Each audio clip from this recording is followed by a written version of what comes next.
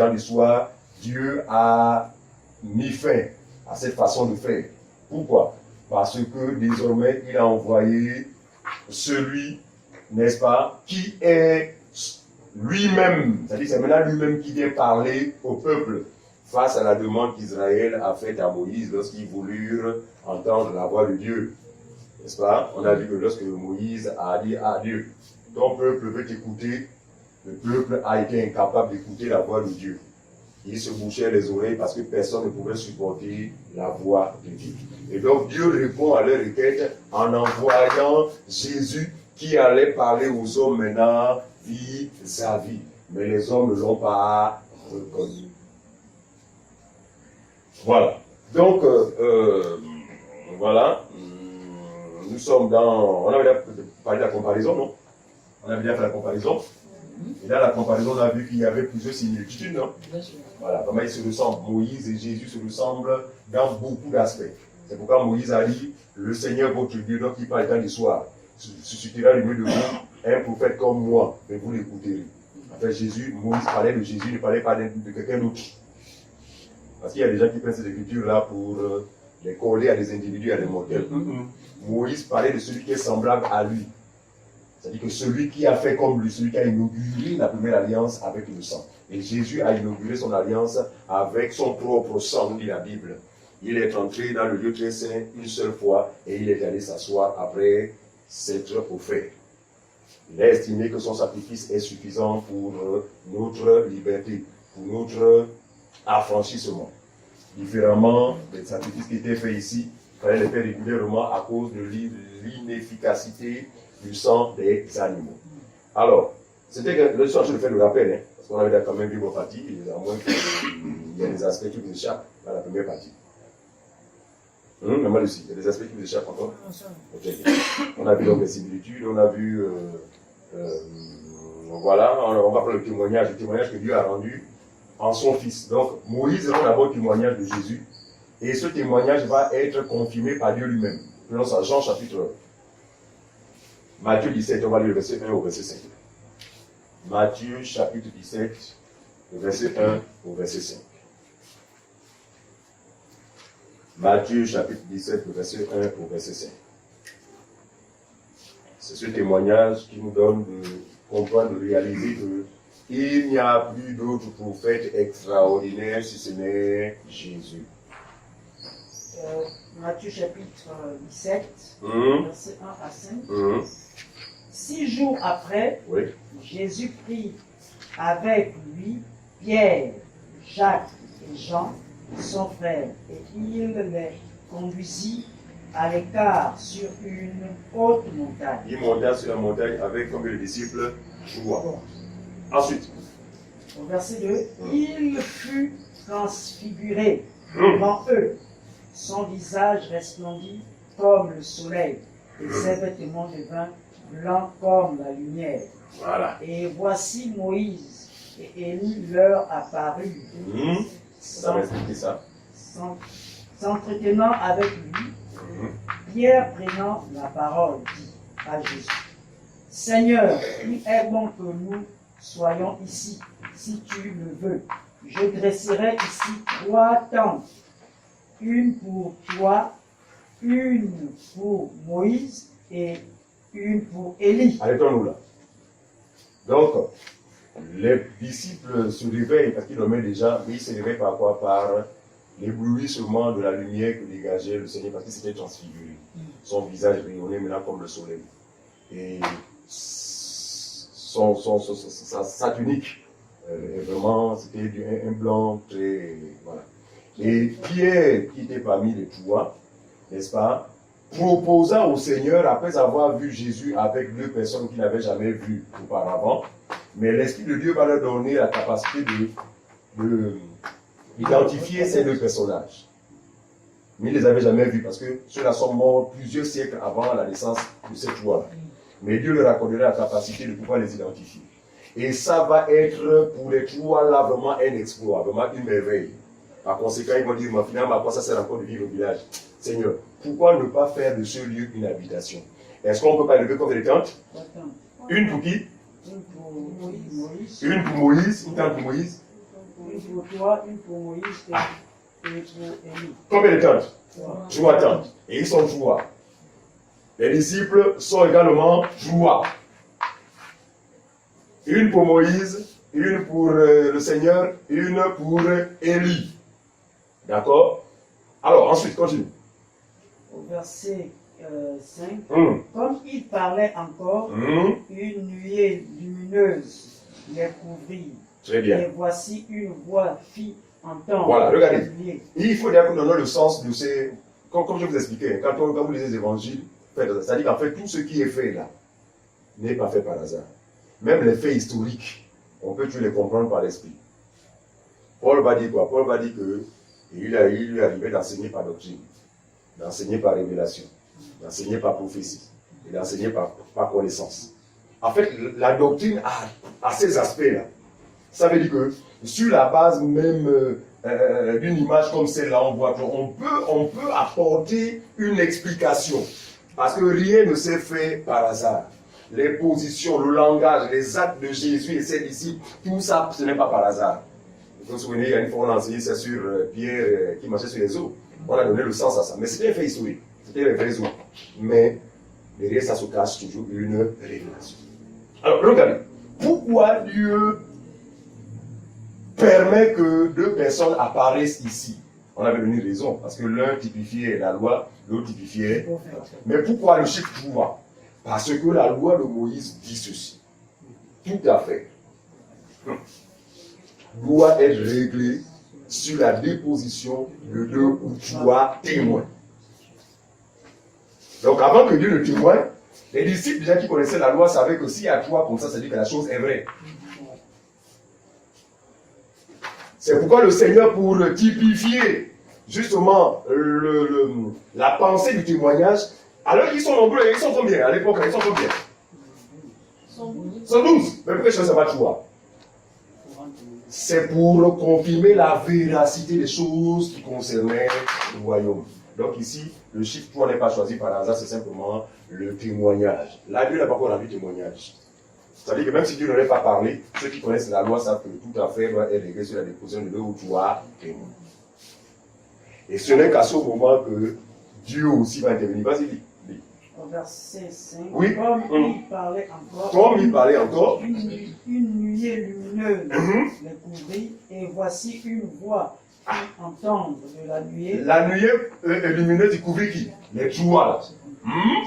Donc on voit la confirmation de ce que Moïse a dit. Regardez. La déclaration de Moïse, le Seigneur votre Dieu suscite le vous insigne. C'est-à-dire que vous ne pouvez pas être crédible si ce témoignage n'aurait pas été rendu. Mais Dieu a permis que ce témoignage soit rendu afin que nous qui lisions aujourd'hui, nous ayons la certitude de ces choses. C'est pourquoi nous ne pouvons jamais oser croire à un prophète qui vient du Congo, ni du Brésil, je ne sais pas quoi. On ne peut pas. Pourquoi? Parce que le témoignage a été rendu non seulement par le nombre de ceux qui étaient dans la nuée, et en présence des disciples qui étaient 3, mais également Dieu a confirmé l'avantage à ce témoignage. Parce qu'il dit que si le témoignage des hommes est crédible, le témoignage de Dieu est beaucoup plus grand.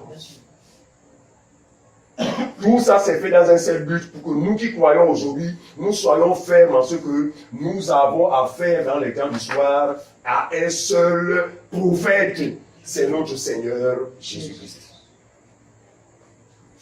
On y va. Comme il parlait encore, et une nuée lumineuse les couvrit, et voici une voix se fit entendre de la nuée, ces paroles, celui-ci est mon fils bien-aimé, en qui j'ai mis toute mon affection. Écoutez. Est-ce qu'on va témoigner que Dieu rend à son fils? Celui-ci est mon fils bien-aimé, il doit me le non? En qui j'ai mis toute mon affection. Écoutez-le. Qui doit l'écouter? Les disciples, parce que c'est eux, ça dit que eux, ils étaient témoins, non? Dieu s'adresse à qui? Il s'adresse pas à ceux-là, parce que ceux-là, leur qui a déjà passé. Mais il s'adresse à qui? À ceux-là. Pourquoi? Parce qu'il savait que c'est sur eux qu'allait reposer la doctrine. Parce que c'est eux plus tard que Dieu enverra parmi les nations. Aller par tout le monde prêcher la bonne nouvelle. Donc eux, ils n'auront pas d'autre message que demander aux gens d'écouter le Christ. Par son message, l'évangile. Voilà. C'est l'évangile qui est digne de crédibilité. C'est l'évangile seul qu'on doit écouter. Parce que si nous n'écoutons pas l'évangile, nous mourrons. Mais pour vivre, il faudrait écouter le Fils. C'est Dieu qui a parlé, moi les cieux. Celui-ci est mon Fils bien-aimé en qui j'ai mis toute mon affection. Écoutez-le. Écoutez-le. Et Moïse avait dit bien avant cela, il dit que celui qui n'écoutera pas ce prophète-là sera exterminé du milieu du peuple. Autrement dit, il mourra. Et Jésus a dit autrement, celui qui ne croit pas en moi mourra. Est-ce que vous comprenez ça? Donc, écouter le Fils, c'est placer la foi, manifester la foi en son message, donc en l'évangile. Voilà, l'évangile ressuscite les morts. Jésus l'a dit. Il dit, l'heure va venir où les morts entendront ma voix et sortiront de leur tombeau. Quand Jésus parle comme ça, il ne parlait pas de la résurrection des morts. C'est vrai que la résurrection des morts, c'est une autre chose. Mais il parlait des morts que nous étions. Voilà. D'accord? Le jour de notre rédemption, avant le jour de notre rédemption, nous étions des morts. Nous étions dans des tombeaux. Parce qu'il n'y a que le mort pour se trouver dans un tombeau. Mais c'est l'évangile que nous avons entendu qui nous a ressuscités. Paul le dit. Vous tous qui avez été baptisés en Jésus-Christ, c'est en sa mort et en sa résurrection, n'est-ce pas? Donc, par la foi en Jésus, l'évangile que nous avons écouté nous a rendu la vie. On est passé de la mort à la vie. Nous étions morts, bien qu'on mettait tous les jours le parfum. Nous étions des morts qui étaient dans les bureaux. Des morts vivants. C'est dommage. Voilà. Mais, gloire soit rendue à Dieu pour sa parole, parce qu'il dit, il envoya sa parole, et sa parole les guérit. Autrement dit, sa parole leur donna la vie. Ouais, et nous avons reçu cette vie par la grâce de Dieu. Alors, donc, celui-ci est mon Fils bien-aimé en qui j'ai mis toute mon affection. On a donné le sens de la présence de ces deux-là. On a donné ça, n'est-ce pas? On a dit quoi? On a dit que Moïse typifiait quoi? La loi. Et l'autre typifiait quoi? Le prophète. Voilà. Donc, vous savez que Jésus est l'accomplissement de la loi et des prophètes. Donc, les deux là viennent rendre témoignage de ce que désormais ne nous écoutez plus. Nous, on a parlé ici, ne nous écoutez plus haut. Nous, on vient pour certifier que c'est maintenant lui que vous devez écouter. Et cela a été confirmé par la voix qui retentit ce jour-là venant du Dieu vivant. C'est pourquoi nous mettons une croix sur tous ces faux prophètes-là qui viennent aujourd'hui, soi-disant, oh Dieu m'a donné un message. Il n'y a pas d'autre message que celui de l'évangile. C'est ce message que Jésus a confié à ses disciples. Il a dit, allez prêcher ça partout. Celui qui croira ce message-là pourrait vivre. Mais celui qui ne croira pas, qui ne va pas croire, mourra certainement. Alors, prenons un Jean. On va donner le sens déjà de ça. Donc, ici, il était question de certifier la véracité de ce que Jésus est le Fils de Dieu et que c'est lui qui parle aujourd'hui. On avait vu ça dans Hébreux chapitre 1. Avant de lire un Jean. Prenons Hébreux chapitre 1, verset 1 à 3.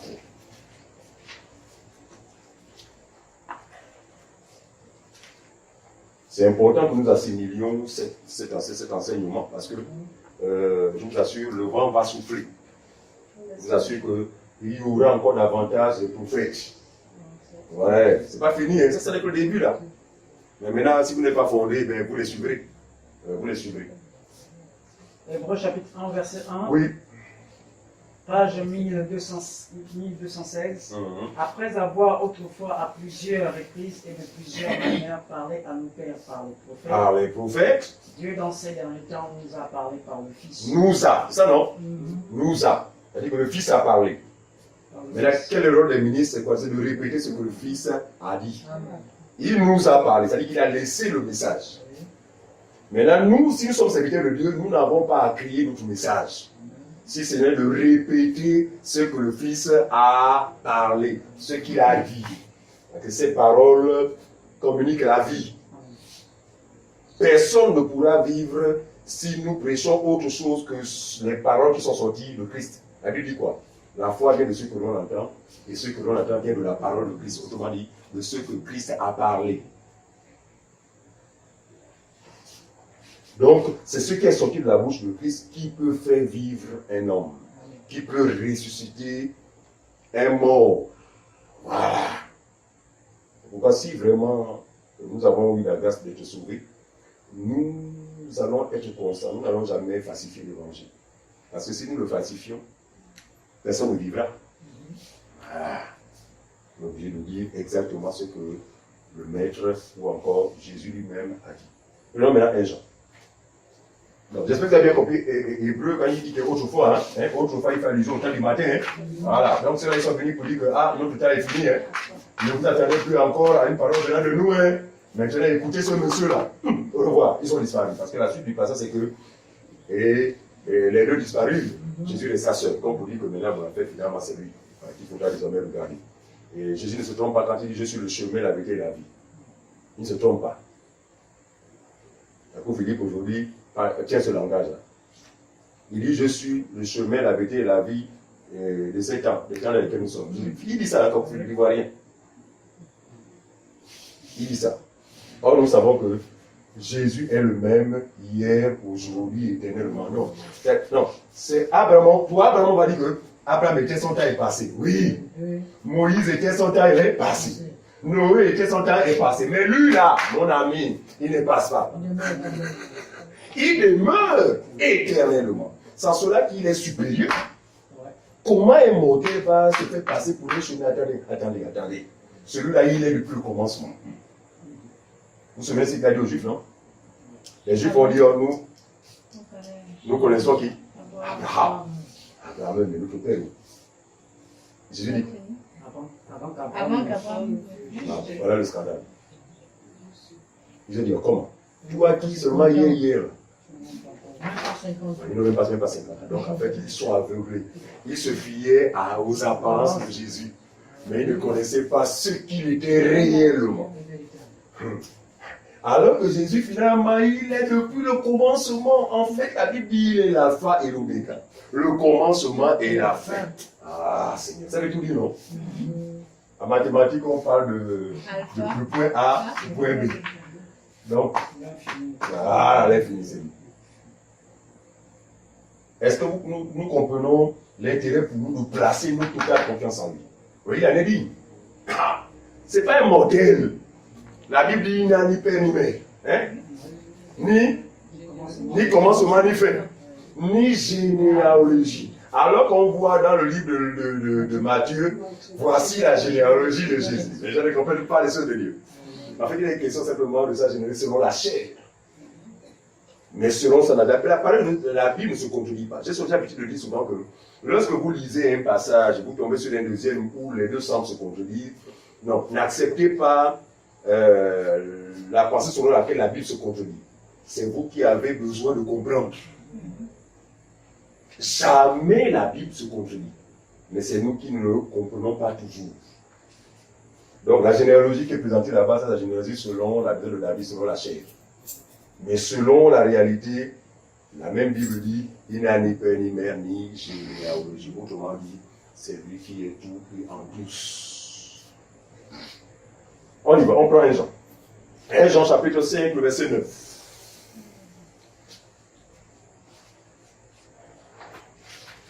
1 Jean 5, le verset 9.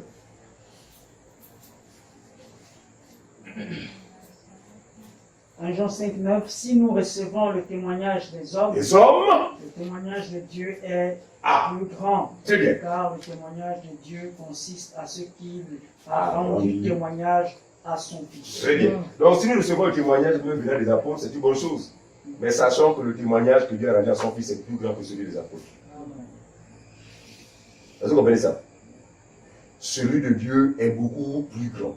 Et Dieu a confirmé, a rendu témoignage à son Fils en deux circonstances. La première circonstance, c'est lors du baptême de Jésus, par Jean-Baptiste. La même voix s'est fit entendre. Celui-ci est mon Fils bien-aimé. Il n'a pas dit écoutez-le. Celui-ci est mon Fils bien-aimé, en qui j'ai mis toute mon affection. Maintenant, c'est sur la montagne de la sanctification qu'il va dire écoutez-le. Pourquoi? Parce que il était sur le point de mourir. Parce que c'est le message de l'évangile du coup de quoi? De sa mort. C'est le message de la croix. On appelle ça la prédication de la croix. Qui est une folie pour ceux qui périssent, mais puissance de Dieu pour le salut de quiconque croit. Nous avons eu la grâce de croire en ce message. C'est pourquoi nous sommes dans la réelle puissance. Cette puissance qui, n'est-ce pas, fait de nous des enfants de Dieu. Parfait. Tu as fini? Ouais. Si nous croyons au témoignage de Dieu, celui des hommes, celui de Dieu est plus fort. Alors prenons donc maintenant le Acte chapitre 3. Acte chapitre 3, on va lire le verset 25. Alors, il faut comprendre que, bon, tout le monde est là situé que nous ne sommes plus dans les temps du matin. Nous allons maintenant nous concentrer dans les temps dans lesquels nous sommes, les temps du soir. On a affaire à qui dans les temps du soir? On a affaire à la personne du Seigneur Jésus. Regardez. Abraham, le père de la foi, fut justifié par le même moyen par lequel tous les vrais enfants de Dieu sont justifiés. Abraham fut justifié par quel moyen? Le moyen de la foi. Il crut, et cela lui fut imputé à justice. Si Cathy a cru, qu'as-tu cru, et cela lui fut imputé à justice. Si j'ai cru, c'est la même chose. C'est-à-dire qu'Abraham, c'est qu'on parle du père de la foi. Dieu savait que il allait avoir une descendance nombreuse. Comme quoi? Les étoiles du ciel. Aïe, aïe, aïe, aïe, aïe. D'accord? Et cette descendance avait rapport avec quoi? Avec la foi. Le père de la foi. Mais Abraham était un prophète. Et quand vous lisez Acte chapitre 3, verset 25, suivez. Acte chapitre 3. Très bien. Voilà. Nous sommes tous dans la notion de prophète. Acte chapitre 3, verset 25. Acte chapitre 3, verset 25. Ensuite. Il est écrit, Oui. vous êtes les fils des prophètes Ah. et l'alliance que Dieu a traitée avec nos pères. En disant à Abraham, Ah. Merci. toutes les familles de la terre Seront bénis en toi. en ta postérité. Donc, les croyants, normalement, nous sommes la postérité d'Abraham. Nos frères les Juifs vont dire à Jésus que Jésus, notre père, c'est Abraham. Jésus leur dirait quoi? Si Abraham était réellement votre père, vous avez fait quoi? Jésus d'Abraham. Mais de quelle œuvre parlait le Seigneur ici? Mais ils ne croyaient pas en lui. Ils sont les femmes d'Abraham, hein? Mais ils sont en opposition avec ce qui a fait en sorte qu'Abraham soit approuvé de Dieu. Or, nous n'avons pas le sang d'Abraham. D'abord, nous ne sommes pas des Juifs. Regardez le privilège. Regardez ce qui nous introduit carrément à être des fils des prophètes, à être des fils d'Abraham. C'est simplement parce que nous avons manifesté ce que Abraham a manifesté. Entre le fils d'Abraham selon la chair et le fils d'Abraham selon la foi, frère, ceux-là que Dieu considère, c'est nous qui avons cru comme Abraham. Amen. Donc, s'il y a lieu de se réclamer d'Abraham, ou encore les seuls dignes à se réclamer d'Abraham, c'est nous qui croyons aujourd'hui. Même si tu es Nzébi. Alléluia.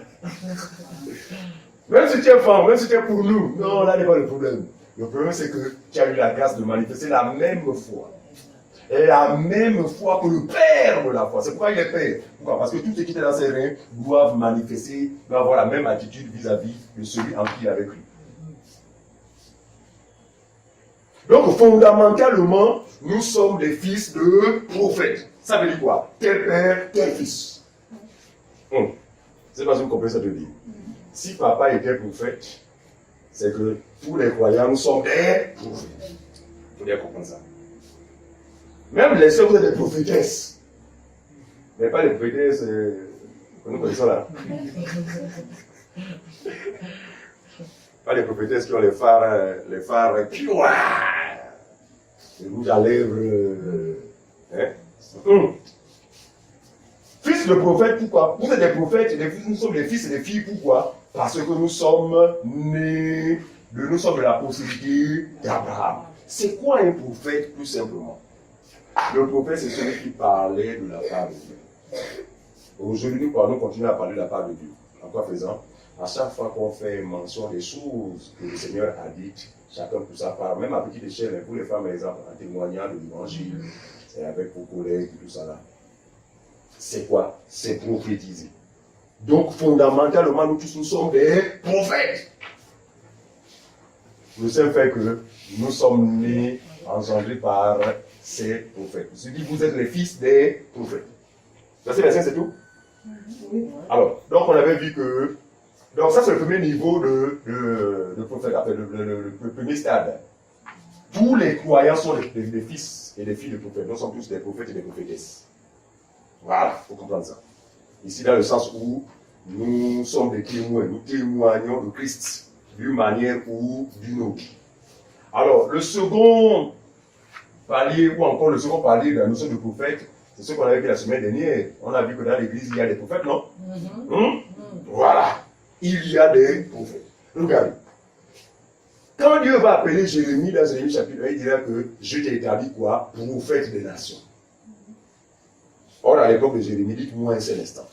Est-ce qu'il y avait rapport entre les nations et les Juifs? Mais pourquoi Dieu établit prophète des nations? Parce que Jérémie était le type de Christ qui allait être le prophète de toutes les nations. En fait, c'est ça en fait le fond. Tu vois? En fait, Jérémie était, regardez, tous les prophètes. C'est-à-dire que chaque prophète que Dieu a cité sur la nouvelle alliance a manifesté un aspect du Seigneur Jésus-Christ. Comme on l'a vu le cas de Moïse, si on prend le cas d'Élie, on verra que toujours, on va retrouver un côté du Seigneur Jésus-Christ. Abraham, tous les prophètes. Donc lui, quand il est établi prophète de nation, en fait, dans le fond, il était le type de Christ qui allait être le prophète des nations. Aujourd'hui, le seul prophète des nations, c'est la personne de Christ, parce que son message est destiné à sauver toutes les nations. D'accord? Donc dans l'Église, il a établi des prophètes, au pluriel. Des prophètes. Tandis qu'ici, les prophètes exerçaient de façon... Comment qualifier ça? Ils étaient, comme je disais, des médiateurs. Ils étaient des médiateurs. Dieu passait par eux pour faire entendre sa voix au peuple. Or, vous allez voir que dans l'Église, le prophète existe, les prophètes existent. Dieu ne passe plus par eux de façon systématique parce que il passe par tous les fils et les filles du prophète, chacun à son niveau. Mais le rôle qui est celui du prophète ici était différent de celui du prophète ici, parce qu'ici, il n'est plus question de dire ainsi par l'Éternel, il est question de quoi? D'enseigner la doctrine de Christ. Ce que vous devez comprendre, c'est que le prophète dans l'Église, ce n'est pas ce que l'on peut voir à travers les prophètes d'aujourd'hui, qui conjuguent le verbe voir. Je vois. Dans ta famille, vous êtes trois. L'Esprit de Dieu me dit. Et vous allez comprendre, hein? Je ne dis pas que ce n'est pas possible dans l'Église, quelqu'un n'a plus l'esprit de pouvoir apporter. Je ne dis pas ça. Mais il faut différencier le prophète dans les 5 ministères de la parole et le don de prophétie que Dieu peut accorder à une sœur comme à un frère. Il faut distinguer ça. Ici, la Bible dit, les 5 sont établis pour quoi? Est-ce qu'une prophétie peut perfectionner un frère ou sœur? Faux. C'est là où vous attrapons ces menteurs. La prophétie ne peut pas perfectionner quelqu'un. Sinon, ces églises-là, ces personnes-là qui passent des journées entières en train de prophéties seraient aujourd'hui là parfaites selon la parole de Dieu. Pourquoi ils ne sont pas parfaits? Pourquoi ils deviennent ignorants? Parce que la perfection ici a rapport avec la connaissance. Voilà. Donc les 5 ministères-là sont établis par Dieu pour permettre au peuple d'avoir la connaissance. Il faut bien comprendre ça. On avait indiqué que tous autant qu'ils sont, et l'évangéliste, et le docteur, et le prophète, et l'apôtre, et l'évangéliste, c'est ça? Et le docteur, tous convergent vers une seule direction, c'est quoi? C'est l'enseignement. Ah, tous sont les enseignants. Il dit, pour le perfectionnement des saints en vue de leur ministère. Ça veut dire quoi? Quand quelqu'un se convertit, par exemple, aujourd'hui, d'accord? Si c'est le vrai Saint-Esprit, j'ai l'engagement à dire pour l'expression, pour le langage qu'a tenu le frère Williams, mais c'est cohérent. Dieu dit, hein, quand je vais vous donner mon esprit là, je vais recommander à mon esprit de vous conduire dans toute la vérité. Quel est ce Saint-Esprit que tu as reçu qui va te donner de négliger l'enseignement? Ce n'est pas le Saint-Esprit, non, c'est un autre esprit. Mais regardez, ce qui a authentifié que les premiers croyants avant nous avaient reçu le vrai Saint-Esprit, c'était quoi? celui-ci les poussait à quoi? À la perfection. Ils étaient assidus au temple. Ils se faisaient enseigner. La Bible dit, ils persévéraient dans l'enseignement. Ah, ça c'est le vrai Saint-Esprit. Mais Saint-Esprit dit, oh, je suis chrétien, mais enseignement ça ne te dit rien. On se pose des questions. On se pose des questions, ce n'est pas lui. Lui, il a un but, c'est nous conduire dans la... Donc, il nous conduira dans toute la vérité. Ça veut dire qu'il veillera à ce que nous soyons exposés au ministère des 5 ministères de la parole, ou encore de l'un d'entre eux. Il dit, pour le perfectionnement des saints. Il ne s'agit pas de la perfection liée à notre nature, parce que notre nature a été perfectionnée. La Bible dit, par une seule offrande, le Seigneur a amené à la perfection tous les croyants. Donc, nous sommes déjà parfaits. C'est pourquoi on a appelé les saints. C'est pourquoi ceux qui sont dans le groupe, vous voyez, oh, je salue les saints. Non, ce n'est pas anodin. En effet, nous sommes saints. Parce que nous croyons que l'offrande de Jésus a suffi pour nous rendre parfaits. Mais de quelle perfection parle l'apôtre Paul ici? Il parle de la perfection qui passe par en fait, l'enseignement qui nous donnera de pouvoir nous redresser. Vous savez qu'on vient le Seigneur, on est trop lu. Voilà. Les éducations bizarres, les machins, les comportements bizarres, tout ça là. Mais c'est la doctrine qui vient maintenant nous parfaire. Et cette perfection, non seulement dans ce sens-là, mais va aussi dans le sens de pouvoir éveiller le don que Dieu a déposé en chacun. Parce que quand Dieu appelle quelqu'un au salut, il y a encore son esprit. Oui. Mais son esprit, dans le Saint-Esprit, il y a quoi? Il y a une multitude de dons. Et lui, le Saint-Esprit, accorde les dons là à chacun selon le bon plaisir de sa volonté. Mais comment ces dons-là pourraient-ils se manifester et être exercés en accord avec la parole de Dieu si vous n'êtes enseigné? Voilà. Donc la perfection là va dans tous ces sens-là, non seulement éveiller, mais vous donner effectivement de croître de façon à être capable d'exercer ce que Dieu a déposé en chacun de vous. Il dit pour le perfectionnement des saints en vue de le ministère. Quand on parle de ministère, c'est pas seulement être pasteur. C'est pas seulement être prophète. Ministère, c'est le service. Chacun de nous a été appelé au salut. C'est une chose, mais il nous sait quoi? C'est pour le service. En fait, on ne peut pas se faire prier. Chacun de nous doit comprendre que Dieu nous a appelés pour le servir, mais chacun à son niveau et selon sa capacité. Il ne faut pas envier le faire David parce qu'il enseigne. C'est un exemple. Non, il enseigne parce qu'il a été appelé à enseigner. Mais si tu veux l'imiter, mon ami, tu vas tomber sur l'incapable d'enseigner. Par contre, tu as un domaine dans lequel tu peux être excellent pour le bien du corps. Il dit pour le président des saints, en vue de l'œuvre du ministère, comme je l'ai dit, et pour l'édification du corps de Christ. C'est-à-dire que vous serez maintenant apte, capable à pouvoir aussi participer à la construction de tout le corps. Et plus bas, il dit, afin que vous ne soyez plus flottants et voués à tout vent de doctrine. Donc, il y a un bénéfice dans le fait d'être enseigné, parce que l'enseignement fonde notre foi. Je disais la semaine dernière que la séduction va s'accroître dans les jours à venir. Je dis bien malheur à celui qui n'aura pas la doctrine en lui. Tu vas être emporté.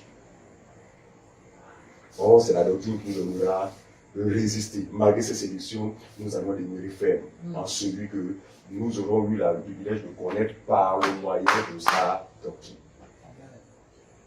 Actes chapitre 13. Vous confirmez ce que nous disons. Vous confirmez Éphésiens chapitre 4, verset 11. Actes chapitre 13, verset 1. Suivez ce qu'il dit. Actes chapitre 13, verset 1. Oui. Il y avait dans l'église d'Antioche. Il y avait dans l'église d'Antioche des prophètes. Des docteurs. Barnabas, Simon, appelé Niger. Donc ici, on peut arrêter là. Donc ici, on parle de quoi? On parle de 5 ministères, on parle de quelques-uns des ministères de la parole. Donc dans l'église d'Antioche, regardez, on ne peut pas parler d'assemblée s'il n'y a pas le ministère de la parole. Je fais comprendre. C'est pas si je fais comprendre. Je dis, on ne peut pas parler d'assemblée des saints s'il n'y a pas le ministère de la parole. Parce que c'est le ministère de la parole en fait qui donne le sens à l'église.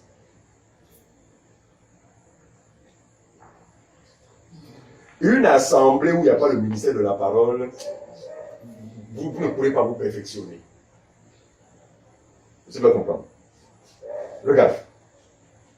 La Bible dit, je ne permets pas la femme d'enseigner. C'est ce qu'il écrit. Bon, de manière doctrinale, on sait que Christ, c'est la femme sexe féminin. Oui. Dieu ne permet pas à Cathy d'enseigner, ni de prendre l'autorité sur l'homme. C'est ce qu'il écrit, non? Mais vous allez comprendre que par la révélation, si on rentre à l'intérieur de cette déclaration-là, on va se rendre compte que il y a des hommes, suivez-moi bien, sexe masculin,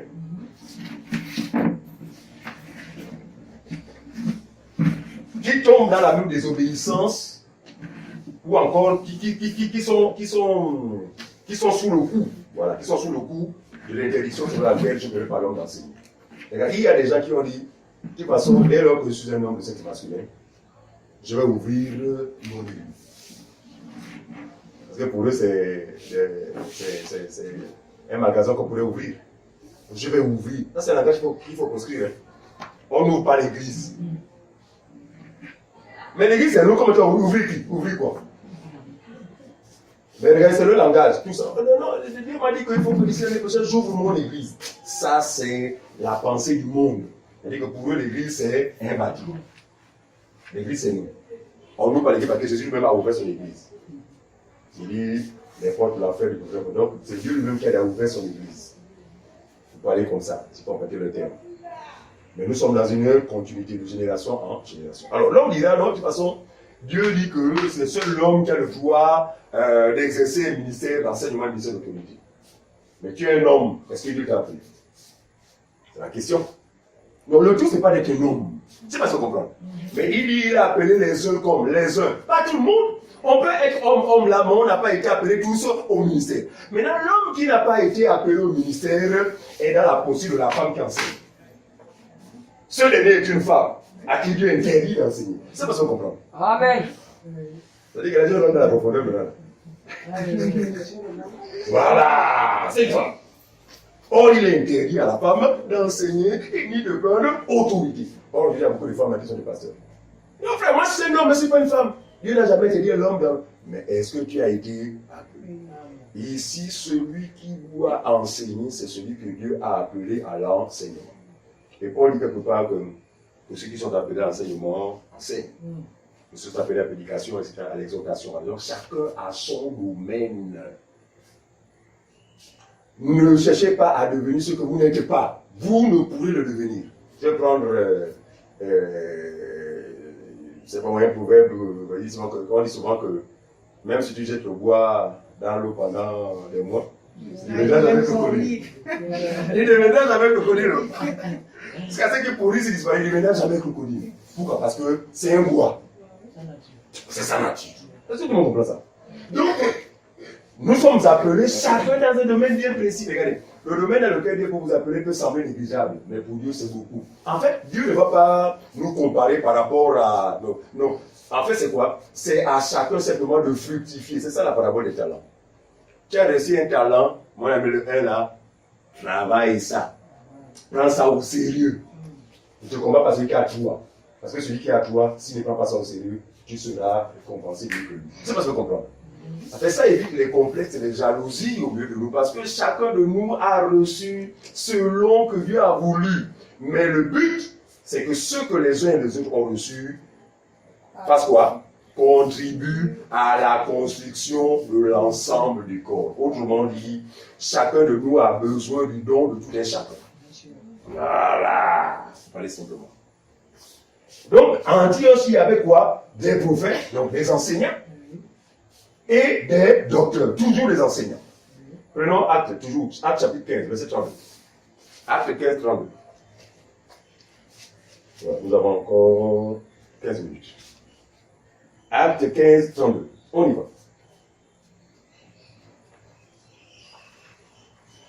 Jude et Silas, qui étaient eux-mêmes prophètes. Ah, Jude et Silas, non? Ils étaient quoi? Prophètes. Prophètes par rapport à quoi? Au sein du ministère de la parole, hein? Parce que nous sommes dans l'église. Dans l'église, il n'y a pas prophète en dehors de ce ministère de la parole. Si quelqu'un est prophète et qu'il ne se soumet pas aux dispositions du Seigneur Jésus-Christ, c'est un faux prophète. Les Capo Philippe, eux, sont en dehors de ce contexte-là. Mais on dit quoi? Vas-y. Jude et Silas étaient eux-mêmes prophètes, les exhortèrent et les fortifièrent par plusieurs discours. Prophètes au pluriel, ils étaient des prophètes, les exhortèrent et les fortifièrent. Ok, prenons 1 Corinthiens chapitre 12. 1 Corinthiens 12, on va prendre le verset 28. C'est pourquoi dans l'église, vas-y. 1 Corinthiens 12. 28. Et Dieu a établi dans l'Église, premièrement les apôtres, secondement les prophètes, troisièmement les docteurs, ensuite ceux qui ont le don des miracles, puis ceux qui ont le don des guérisons. Suivez l'analogie ici. Il dit c'est pourquoi Dieu a établi dans l'Église, premièrement quoi? Premièrement les apôtres. Les apôtres, on s'arrête là. Suivez, les apôtres. Il y a des gens qui ont confondu, c'est quoi en français, c'est quoi l'adjectif numéral ordinaire, oui. Premièrement, c'est différent de premier. Premier c'est cardinal, c'est ça non? On a quitté l'école depuis longtemps, donc on a été verrouillé. C'est verrouillé, mais on a quand même cette dimension. Donc beaucoup de personnes, suivez-moi bien. Comme on a dit, il a été dit premièrement, c'est-à-dire qu'ils ont mis l'apôtre au-dessus des autres ministères. Ça, c'est une erreur très grave. Parce que vous allez voir que.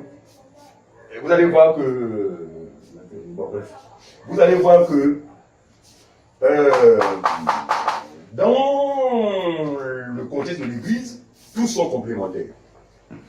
Les 5 ministères sont complémentaires. Il n'y a pas un qui est au-dessus. Or, la mauvaise compréhension a fait en sorte que, comme on a dit, il a établi premièrement dans l'église l'apôtre, c'est-à-dire que l'apôtre est au-dessus de tous. Donc, vous allez voir dans les églises de réveil, l'apôtre c'est celui qui est le fondateur, c'est celui qui est le président fondateur. Hein? Dans le modèle des églises de réveil, là. Pourquoi? Parce qu'ils ont mal interprété, ils n'ont pas eu la bonne interprétation. Pour eux, l'apôtre c'est au-dessus, mais dans le fond, il dit il a établi premièrement les apôtres. Mais pourquoi ils sont premièrement dans l'église? Parce que l'apôtre, c'est celui qui arrive dans un terrain vierge, comme Paul a été à Éphèse. Il était le premier à voir la vraie parole. Personne n'avait cru à Éphèse. Personne ne connaissait Dieu à Éphèse. Et il a commencé à prêcher. Après prêcher, certains ont cru. C'est ça? Et ceux qui ont cru, qu'est-ce qui s'est passé? Le Saint-Esprit qu'ils avaient reçu les avait conduits à faire quoi? À se faire enseigner. Et Paul enseigne là-bas pendant combien de temps? 3 ans et demi. Au bout de 3 ans et demi, il y a eu le ministère de Paul a suscité des anciens. Parce que vous allez voir que plus tard, Paul va dire, ah, moi je m'en vais, je ne sais pas où l'Esprit me conduit, mais ce que je sais, c'est qu'il m'arrivera des choses. Mais prenez garde du troupeau sur lequel le Saint-Esprit vous a gardé. Donc, l'apôtre Paul avait parti a établi des anciens. Mais ces anciens avaient d'où? C'était des ex-païens qui avaient cru, qui ont grandi dans la foi, parce que le ministère, c'est quoi? C'est en vue de leur ministère. C'est-à-dire que la doctrine, là, leur a donné d'être un jour des conducteurs, hein, des bergers. Voilà. Donc, on va dire que tout seul, c'était l'apôtre. Donc, une capacité à non seulement prêcher l'évangile, la bonne nouvelle, présent toi, mais aussi, c'est-à-dire qu'en fait, si tu veux, une capacité à implanter les œuvres. Voilà, c'est un peu ça. Est-ce qu'on connaît ça? Voilà. Donc, premièrement, les apôtres. Ensuite, quoi? Les docteurs, c'est ça? Secondement, premièrement, les apôtres. Secondement, les prophètes. Les prophètes. Troisièmement, les docteurs. Les docteurs. Ensuite, ceux qui ont le don des miracles. Voilà. Vous voyez bien que, donc, dans l'église de Jésus, il y a d'abord quoi? Les ministères de la parole. C'est pourquoi je disais que une assemblée sans ministère de la parole, vraiment, c'est difficile, c'est compliqué. Il y a d'abord eux. Après eux, maintenant, les dons de ceci ou de cela. Donc, il faut distinguer les ministères de la parole avec les dons du Saint-Esprit. Il faut faire cette distinction.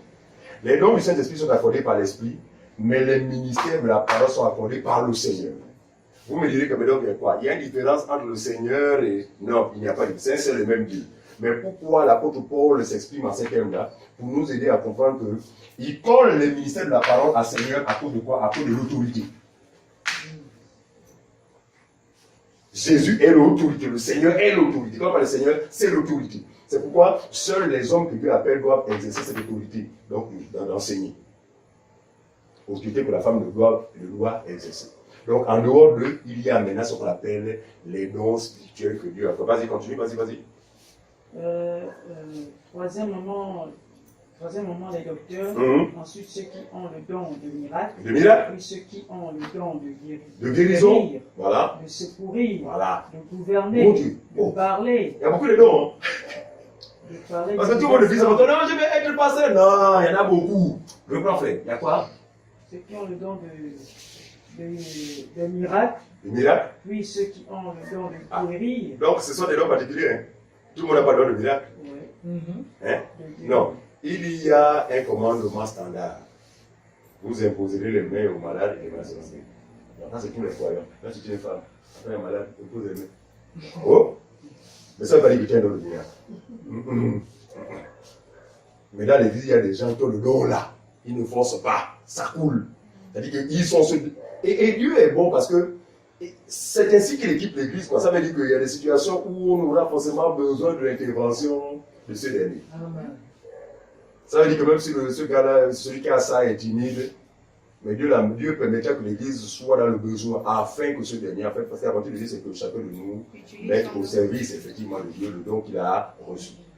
Oui, vas-y. Donc, il y en a plusieurs dons. Voilà. Donc, on peut s'attirer, à cause du temps, on peut s'attirer là. Donc, il faut que, j'espère que les hommes sont capables de distinguer les dons de la parole, donc les ministères de la parole, et les dons de l'esprit. Les dons de l'esprit sont accordés à toute l'église. On ne peut pas être inquiété sans avoir un don de l'esprit. C'est faux. Ce n'est pas possible. Sinon, vous n'avez pas le Saint-Esprit. Par contre, les dons du Seigneur sont pas accordés à toute l'Église, mais à certains. À certains hommes, pas à tous les hommes, comme je l'ai indiqué tout à l'heure. Alors, comment se manifeste le don de la prophétie dans l'assemblée? Parce que vous allez voir que lui, là, jusqu'à dans la prophétie, il ne peut pas enseigner. Il n'est pas un enseignant. Il n'est pas un prophète selon les 5 ministères de la parole. Mais il a un don de prophétie. Et le don de prophétie, notez bien ces critères. La prophétie qui vient de Dieu répond à 3 critères. Premier critère, l'exhortation. Ça veut dire que dans l'assemblée, ici c'est précis, je sais que parmi vous, on a vu que nous sommes tous des prophètes, non? Il y a des gens qui ont le don de prophétie, mais la timidité, ils ont peur de rester. Ah, mais quand j'ai resté là, est-ce que. Soyez libres désormais. Au moment où celui qui conduit dit, si quelqu'un a une machin, non, c'est le moment en fait où les dons doivent se manifester. Tu as une prophétie, n'attends pas d'abord qu'il y ait beaucoup de musique pour que tu sois plongé dans les trans. Ou bien n'attends pas que les gens sortent le cri de prier pour. Parce que vous savez, psychologiquement parlant, les bruits là, je t'assure, a une résonance dans le psychique de l'homme. On a vu dans le village, les ngosés là. Plus la lune est c'est là où la personne monte déjà. Voilà, n'attendez pas ça. Non, simplement, celui qui conduit a dit que si quelqu'un, parce que le Saint-Esprit nous conduit à une parole, simplement voilà, selon que vous avez reçu, simplement. Et l'Église va examiner. Il dit ça non. N'ajoutez pas foi à toute prophétie qui vient, mais examinez. D'accord? Et examinez les prophéties. Et effectivement, quand c'est Dieu qui parle, l'Église va acquiescer, l'Église va dire Amen. Donc, les 3 critères de la prophétie qui vient de Dieu, c'est quoi? Premièrement, vas-y David. Édification. La prophétie, normalement, doit édifier l'Église. Si elle n'édifie pas, elle doit faire quoi? Parce que c'est l'un ou l'autre. Pas forcément les 3, mais l'un des aspects doit se manifester. Soit l'édification, soit quoi? L'exhortation. Si ce n'est pas l'exhortation, quoi? La consolation. Dieu, par exemple, voit qu'une dame est désespérée. Elle avait 3 enfants, 2 sont partis. Ces derniers dans un souci. Et la sœur ou le frère qui a donné la prophétie ne sait pas l'affaire. Mais Dieu mettait dans son cœur de pouvoir consoler cette âme-là. En fait, elle reconnaîtra que c'est lui qui le console. Pourquoi? Parce qu'elle se reconnaîtra dans ça. Il y a une maman qui vraiment est désespérée et dans le deuil, elle a perdu, voilà, et tout, mais Dieu te console, Dieu dit, mais vraiment, et tout, fortifie-toi, il ne t'a pas abandonné. Tout ça. Et c'est des paroles qui viennent dans le cœur comme un baume. La personne est venue abattue, mais elle en sort. C'est ça, en fait, Dieu utilise ces dons-là juste pour répondre aux besoins de chacun, parce qu'il dit, connaît nos différents besoins. Mais c'est mal à nous d'être sensibles. Vous saurez que c'est à vous que Dieu parle. Et vous direz, Seigneur, merci. Vous comprenez ça? Voici un peu aussi comment le don de prophétie. Souvent, quand vous voyez la Bible, il est écrit, et le Saint-Esprit dit. Prenons ça. Acte chapitre 13, verset 2. Acte chapitre 13, verset 1 à 2. Voilà. Acte chapitre 1, verset 1 à 2. Acte 13, 1 à 2. Rapidement. Il y avait Antioche. Non, non, non. Oui, vas-y. Acte 13, 1 à 2. Vas-y, mon frère, voilà, si tu es arrivé. Il y en avait dans l'église d'Antioche des prophètes et des docteurs. Des docteurs, on y va. Barnabas, Siméon appelé Niger, Lucius et Cyrène, Manaën, qui avait été enlevé avec Hérode. Très bien, on y va. Le Tétrarque et Saoul. Continue. Pendant qu'ils servaient le Seigneur dans leur ministère et qu'ils jeûnaient, Très bien. le Saint-Esprit dit, Dis. mettez-moi à part Barnabas et Saoul. Pendant qu'ils priaient et qu'ils jeûnaient, le Saint-Esprit dit, mettez-moi à part Barnabas et Saoul. On s'arrête là. D'après vous, le Saint-Esprit avait parlé comment? Les Écritures nous rapportent que pendant qu'ils étaient en prière, le Saint-Esprit dit. Maintenant, selon votre entendement, le Saint-Esprit avait parlé comment le jour-là? Merci, frère. À travers la bouche d'un frère ou d'une soeur, on ne sait pas trop, mais qui avait quel don? Le don de prophétie. Mettez-moi à part Paul et Barnabas pour le faire la paix. Donc, quand vous voyez le Saint-Esprit dit, parce que celui qui prophétise par l'Esprit, ce n'est pas lui, pas par son propre chef, mais c'est le Saint-Esprit qui s'exprime. Ce sont les dons qui appartiennent au Saint-Esprit. Donc le Saint-Esprit s'exprime à travers ceux en qui il a déposé ces dons-là. Acte chapitre 14. 21, pardon. On va terminer par ça, il est déjà 21. Oui, Acte chapitre 21, le verset 8 à 12. 8 à 12, rapidement. Oui, Acte 21. 8 à 12.